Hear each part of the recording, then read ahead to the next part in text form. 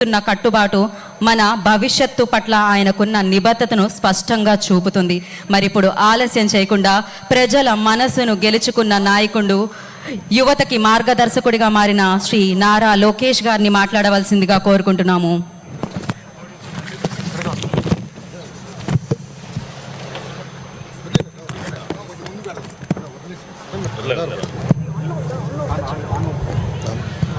అందరు కూర్చో, ప్రశాంతం కూర్చో, అందరు కూర్చో.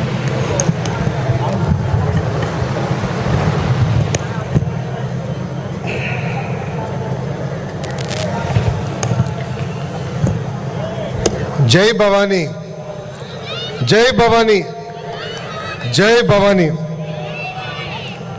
వేదిక మీద పెద్దలు, గౌరవనీయులు, మాజీ ఉపరాష్ట్రపతి వెంకయ్యనాయుడు గారికి, విజయవాడ ఎంపీ చిన్ని గారికి, మంత్రి కొల్లు రవీంద్ర గారికి, అనిత గారికి, సత్యకుమార్ యాదవ్ గారికి, పార్థసాది గారికి, కందుల దుర్గేష్ గారికి, గౌరవనీయులు శాసనసభ్యులు వసంత కృష్ణప్రసాద్ గారికి, కలుపుడి శ్రీనివాస్ గారికి, రాము గారికి, సౌమ్య గారికి, బోండా ఉమా గారికి, నెట్టం రఘురామ్ గారికి, బుద్ధా వెంకన్న గారికి, నాగుల్ మీరా గారికి, తేజస్విని గారికి, మురళి గారికి, బాలకోటే గారికి, British deputy high commissioner carat గారికి, అనురాధ గారికి, పట్టాభి గారికి నా హృదయపూర్వక నమస్కారాలు.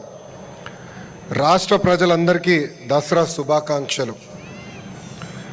భక్తులు కోరిన అన్ని కోరికలు తీర్చే తల్లి దుర్గమ్మ, కొండ మీద దుర్గమ్మ, కొండ కింద కృష్ణమ్మ ఉన్న పుణ్యభూమి ఉమ్మడి కృష్ణా జిల్లా.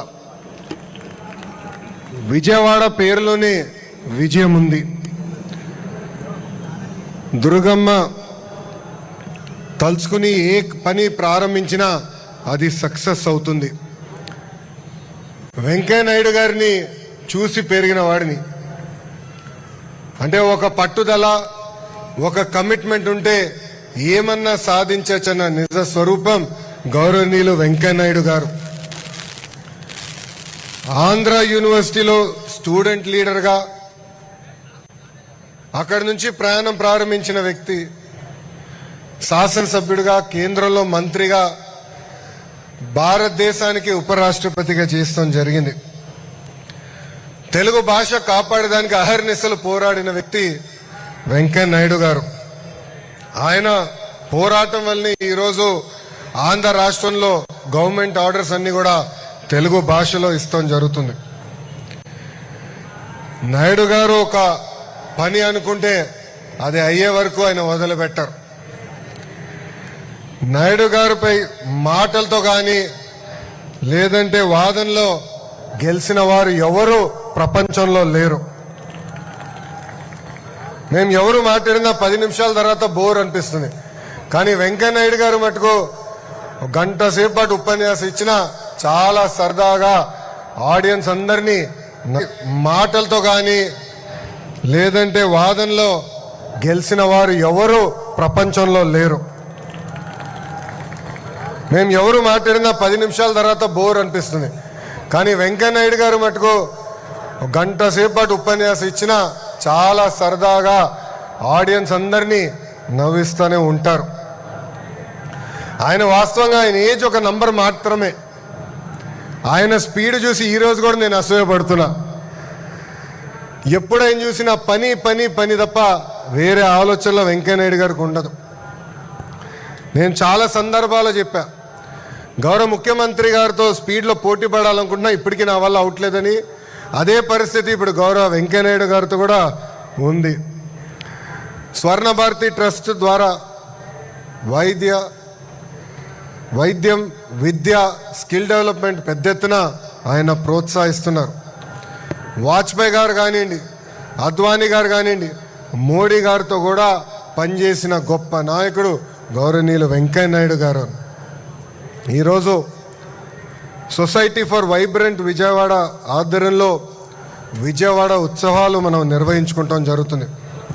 మన సంస్కృతి, చరిత్ర, కళలు, అదేవిధంగా ఈ తరానికి తెలియజేసేదానికి అహర్నిశలు ఈ ఉత్సవం పనిచేస్తుంది. రాష్ట్ర దేశ వ్యాప్తంగా ఉన్న కళాకారుల్ని వాళ్ళ కళల్ని ఇక్కడ ప్రదర్శించేదానికి ఒక అద్భుతమైన అవకాశం, ప్లాట్ఫామ్ ఈ ఉత్సవం. సుమారుగా 3,000 మంది కళాకారులతో అతి పెద్ద కార్నివల్ కూడా ఈ విజయవాడలో మనం నిర్వహించబోతున్నాం. ఇప్పటికే ఫైర్ వర్క్స్ చూసాం, ఒక డ్రోన్ షో, మ్యూజికల్ కాన్సర్ట్స్, ఇలా 250 కార్యక్రమాలు 5 వేదికలపై ఈ విజయవాడ ఉత్సవం మనం ఏర్పాటు చేసుకోబోతున్నాం. వ్యవసాయం, విద్య, ఆటోమొబైల్ రంగం, చేనేత కార్మికుల కోసం కూడా 600 స్టాల్స్ ఈరోజు మనం ఏర్పాటు చేసుకున్నాం. హెలికాప్టర్ రైడ్లు కానివ్వండి, పారామోటరింగ్ కూడా ఇక్కడ ఏర్పాటు చేస్తాం జరిగింది. ఆంధ్ర భోజనాలతో పాటు భారతదేశంలో ఉన్న అన్ని కుజిన్స్ కూడా విజయవాడకి ఈరోజు తీసుకొస్తాం జరిగింది. ఇప్పటి వరకు దేశం మొత్తం మైసూరు ఉత్సవాల గురించి మాట్లాడేవారు. ఇప్పుడు ఆ చరిత్ర విజయవాడ ప్రజలు విజయవాడ ఉత్సవాల ద్వారా తీర్చిదిద్దాలని కోరుతున్నాం. ఈ ఉత్సవాల్లో పాల్గొనడానికి కొంచెం నాకు ఇబ్బందికరమైన పరిస్థితి. భారతదేశంలో ఎక్కడికి వెళ్ళినా నన్ను గుర్తుపడతారు, ఫ్రీగా తిరగలేను. కానీ లండన్లో వింటర్ వండర్లాండ్ అని ఉంటుంది, అక్కడ నేను 2019 వెళ్ళాను.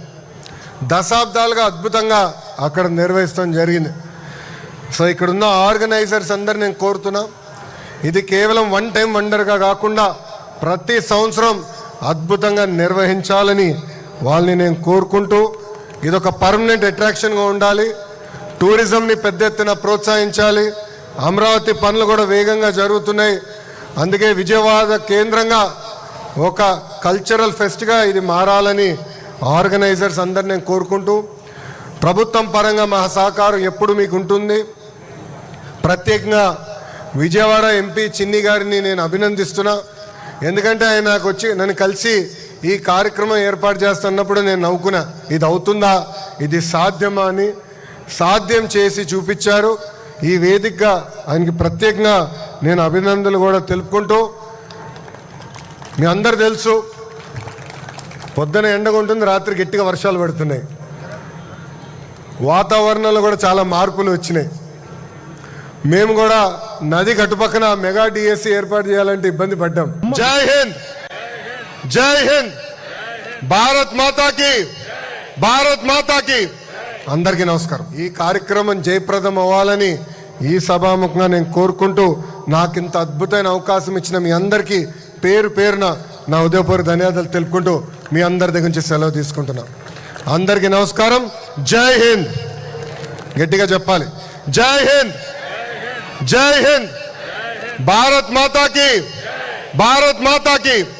అందరికీ నమస్కారం.